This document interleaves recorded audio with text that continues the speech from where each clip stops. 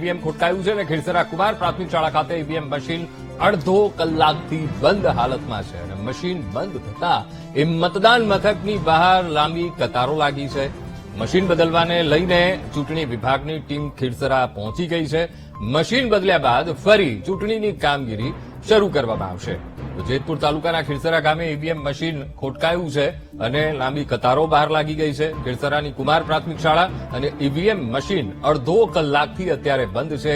Machine બંધ પડતા મતદાનની પ્રક્રિયા અત્યારે અટકી પડી છે. મતદાન મથક પર લાંબી કતારો લાગી ગઈ છે. મશીન બદલવાને લઈને ચૂંટણી વિભાગની ટીમ પણ ખીરસરા પહોંચી ગઈ છે.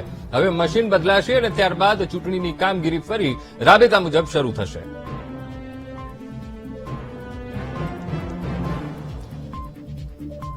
તો ત્રીજા તબક્કાનું મતદાન અને ગુજરાતની 25 બેઠકો પર મતદાન ચાલી રહ્યું છે ત્યારે જેતપુરની વાત કરવામાં આવે ખીરસરા ગામે ઈવીએમ મશીન ખોટકાયું છે. તો આજ મુદ્દે સંવાદદાતા વિક્રમસિંહ ફોનલાઈન પર જોડાઈ ગયા છે. વિક્રમસિંહ, ખીરસરા ગામે ઈવીએમ મશીન ખોટકાયું છે. ચૂંટણી પંચની ટીમ પણ ચૂંટણી વિભાગની ટીમ પણ ત્યાં પહોંચી ગઈ છે. શું અપડેટ?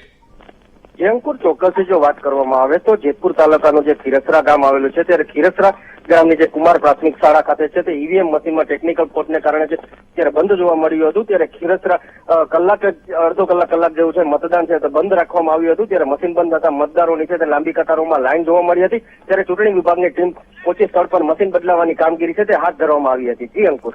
જી બિલકુલ વિક્રમસિંહ, સમગ્ર માહિતી સાથે જોડાવા બદલ આપનો આભાર. તો ટેકનિકલ ક્ષતિને કારણે મશીન બંધ પડ્યું હતું અને મતદાનની પ્રક્રિયા અટકી પડી હતી અને મશીન બદલવાને લઈને પણ ચૂંટણી વિભાગની ટીમ ખીરસરા પહોંચી ગઈ છે.